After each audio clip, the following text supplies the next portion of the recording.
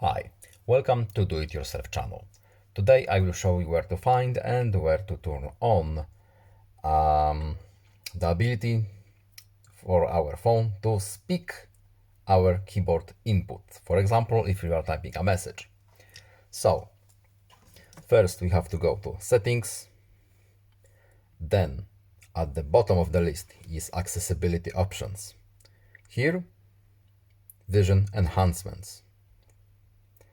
Then down here is